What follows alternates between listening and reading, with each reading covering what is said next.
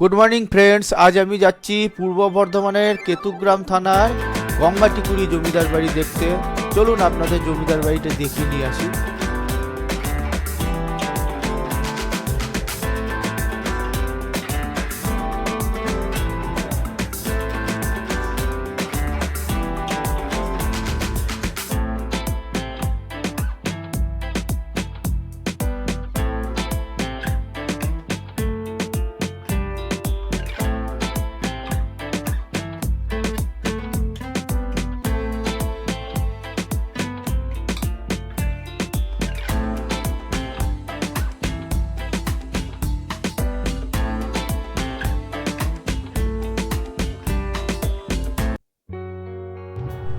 বন্ধুরা, আপনাদের ভিডিওটা সম্পূর্ণ দেখার অনুরোধ করব।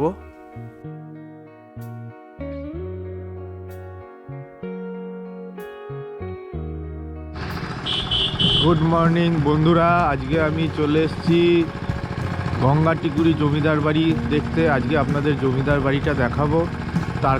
তার আগে আমি এখন দাঁড়িয়ে আছি মাছি সাঁকো বলে একটা ছোট্ট ব্রিজ আছে, সেই ব্রিজের ওপরে দাঁড়িয়ে আছি। চলুন আপনাদের একটু চারপাশটা দেখাই।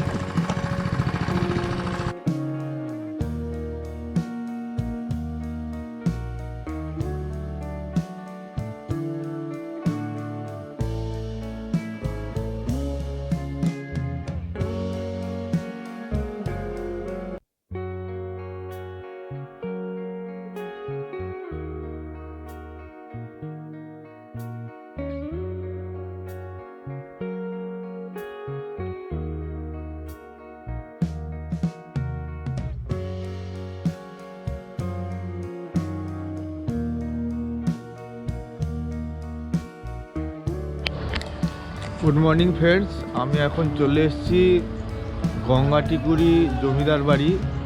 সেই জমিদার বাড়িটা আপনাদের আজকে একটু দেখাবো। আর চলে এসেছি দেখুন জমিদার বাড়ির সামনে। চলুন আপনাদের একটু দেখাই। 1881 খ্রিস্টাব্দে এই জমিদার বাড়িটি তৈরি করেন ইন্দ্রনাথ বন্দ্যোপাধ্যায়। তিনি ছিলেন একজন সাহিত্যিক ও আইনজীবী। ইন্দ্রনাথ বন্দ্যোপাধ্যায় ছিলেন বাংলা সাহিত্যের অন্যতম হাস্যকৌতুক ও ব্যঙ্গ রচনাকার। তিনি পরিচিত ছিলেন পাঁচু ঠাকুর নামে।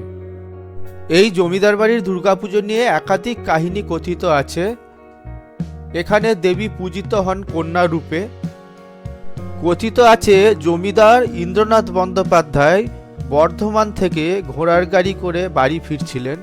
সেই সময়ে রাস্তায় দুই পুত্র কন্যা সমেত এক সুন্দরী বধূ তার কাছে আশ্রয় চান। তিনি কন্যা স্নেহে তাদের গঙ্গাটিকুড়ির বাড়িতে নিয়ে আসেন। কিন্তু বাড়িতে ফেরার পরেই পুত্র কন্যা সহ সেই বধূ অদৃশ্য হয়ে যায়। রাতে স্বপ্ন আদেশ দেয় সেই বধূ 4 দিনের জন্য এই বাড়িতে থাকতে চান। তখনই ইন্দ্রনাথবাবু বুঝতে পারেন মা দুর্গা তার হাতে পুজো চাইছেন। এরপরই তিনি নাট মন্দির তৈরি করে কাজ শুরু করে দেন। তখনকার দিনে প্রায় 10,73,000 টাকা খরচ করেছিলেন এই রাজবাড়ি তৈরি করতে। আগ্রা থেকে মিস্ত্রি এনে বেলজিয়াম কাঁচ দিয়ে এই নাট মন্দিরের দেয়ালে কারুকার্য করা হয়েছিল। এটি জমিদার বাড়ির পাশেই একটি কালী মন্দির, আর একটা জমিদার বাড়িতে ঢোকার আরেকটা গেট। আমি চলে এসেছি জমিদার বাড়ির পেছনে। দেখতে পাচ্ছেন এখানে জমিদার বাড়ির পুরনো একটা ধ্বংসাবশেষ রয়েছে। আর এই পাশেই দেখতে পাচ্ছেন যে পুকুরটা, এই পুকুরটাই জমিদাররা ব্যবহার করত। চারিদিকটা সবুজ, আর পুকুরের জলে দেখতে পাচ্ছেন সূর্যের আলো। খুব সুন্দর লাগছে।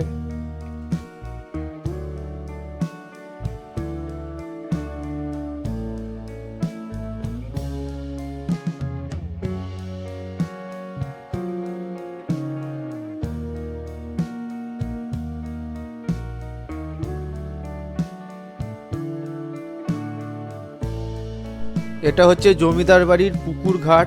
দেখতেই পাচ্ছেন সুন্দর করে বাঁধানো। এখানে বসার জায়গা করা আছে, আর পুরনো দিনের লোহার চেয়ার এবং টেবিল এখানে দেখতে পাচ্ছেন।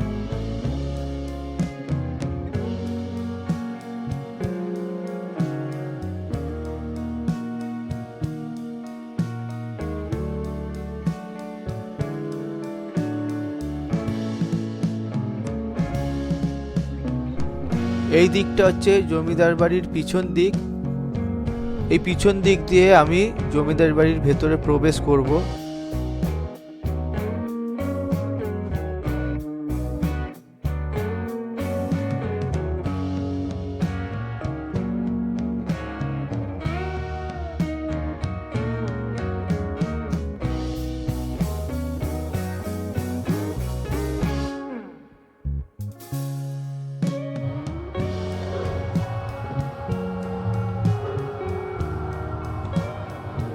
চলে এসেছি জমিদার বাড়ির ভেতরটা দেখায় আপনাদের।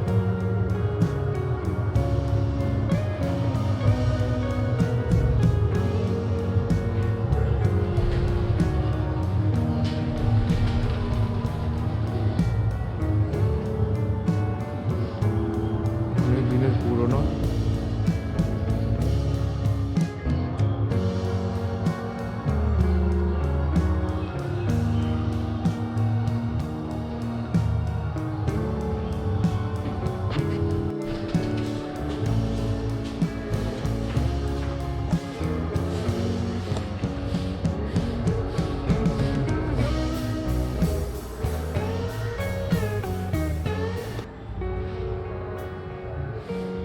পুরোনো দিনের 30 ইঞ্চি দেয়াল, দেখতেই পাচ্ছেন কত চওড়া দেয়ালগুলো। উপরে কড়ি বর্গার।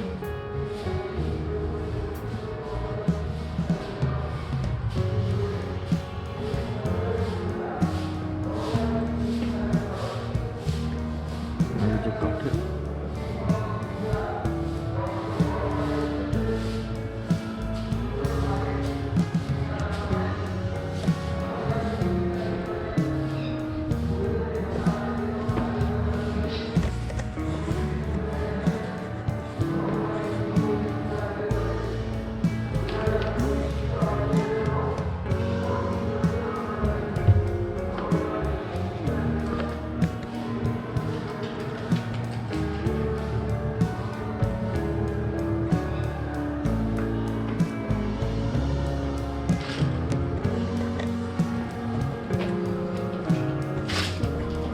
এগুলো বাড়ির পুরনো অংশ, সংস্কার হয়েছে।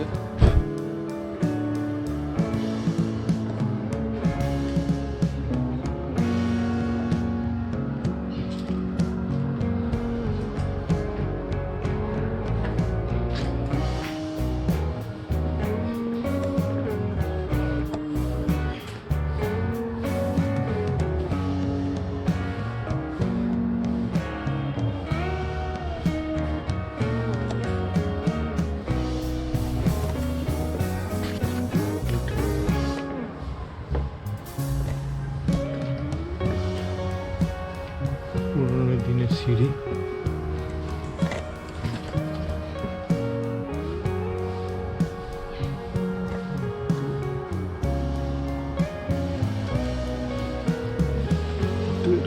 এটা দেখা যাচ্ছে।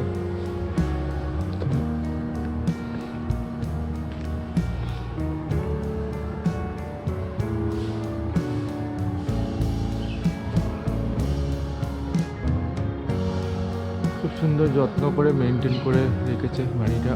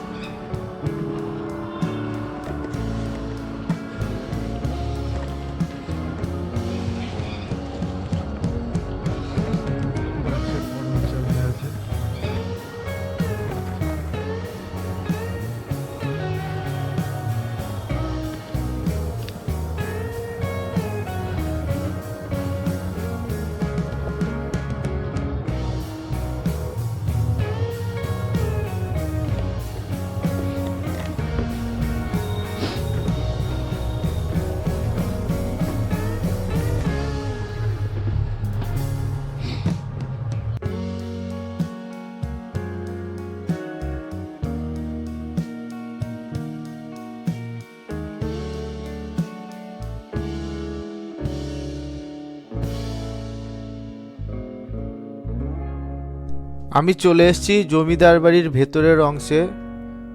আপনাদের ভেতরটা ভালো করে দেখাই, দেখুন।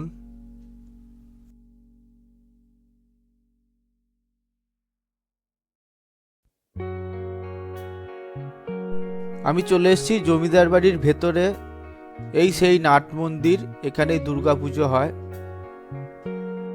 দুর্গাপুজোর সময় বহু দূর দূরান্ত থেকে বহু মানুষ এখানে আসেন পুজো দেখতে, এবং এখানে মহা ধুমধামে দুর্গাপুজো পালিত হয়।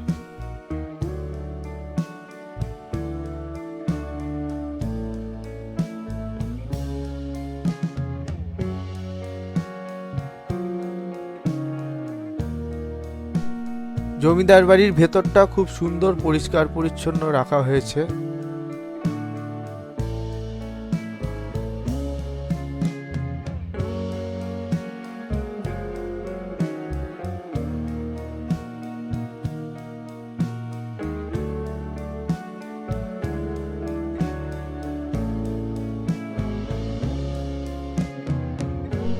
এটি জমিদার বাড়ি পোষ্য। অচেনা লোক দেখে একটু বিরক্ত হচ্ছে।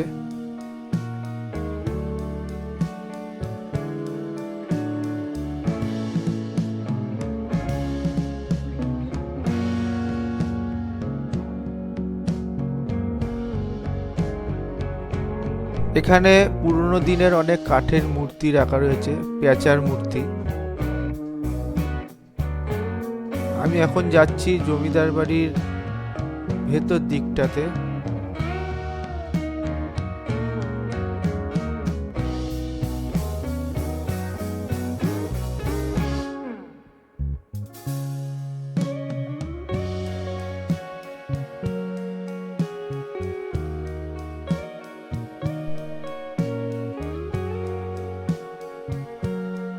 চলে এসেছি জমিদার বাড়ির অন্দরমহলে। এটা জমিদার বাড়ির পেছন দিকটায়।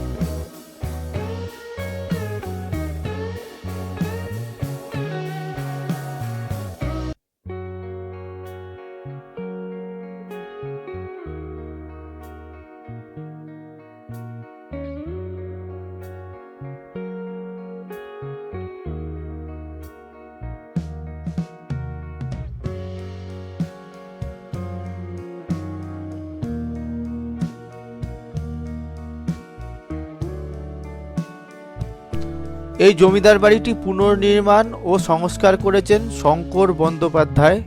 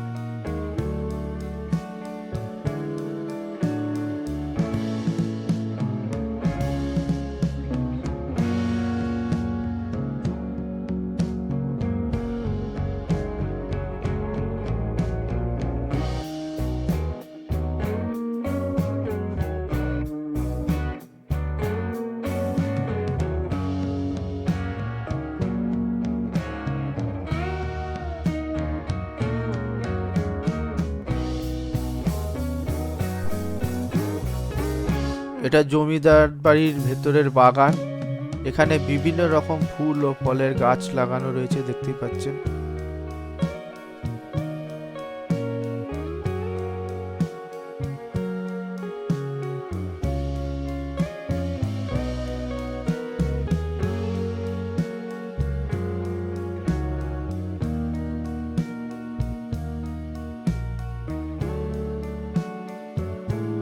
জমিদার বাড়ির বাইরের অংশটা আপনাদের দেখাই।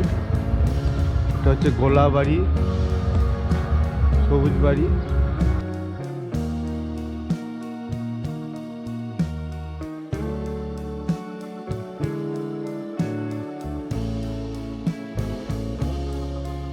বন্ধুরা, আজকের মতো আমার ভিডিওটা এই পর্যন্তই।